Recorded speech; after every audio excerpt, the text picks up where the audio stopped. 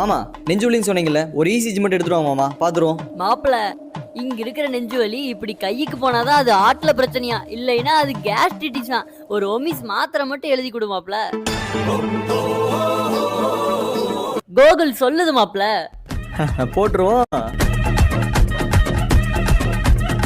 மருத்துவர் அறிவுரை கூறியும் எனக்கு இசிஜி எடுக்க விருப்பமில்லை. இதுல ஒரு சைன் போடுங்க.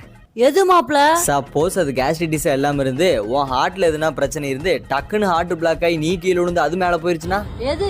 உன் உசுறுதேன். அதுக்கப்புறம் போஸ்ட்மார்ட்டம் பண்றதுக்கு நானே எஃப்எம் டாக்டர் உன் பாடி எடுத்துட்டு போயிட்டு கோயம்பேடு மார்க்கெட்ல காய்கறியில சாக்குல வச்சு தைப்பாங்க தெரியுமா? ஆமா. அதே மாதிரி எல்லா இருக்குன்னு எடுத்து உள்ள போட்டு வச்சு தைச்சு பாடியை உன் வீட்டுக்கு கொடுத்துருவோம். அதுக்கப்புறம் 4000 ரூபாய்க்கு ஆம்புலன்ஸ் புக் பண்ணி 40,000 ரூபாய்க்கு பந்தல போட்டு 4 லட்சம் ரூபாய் காரியம் பண்ணி உன் மாமன் மைத்துனும் சித்தி சித்தப்பா அப்பா அம்மா நண்பர்கள் எல்லாரும் அவங்க வேலையை பார்க்க போயிருவாங்க.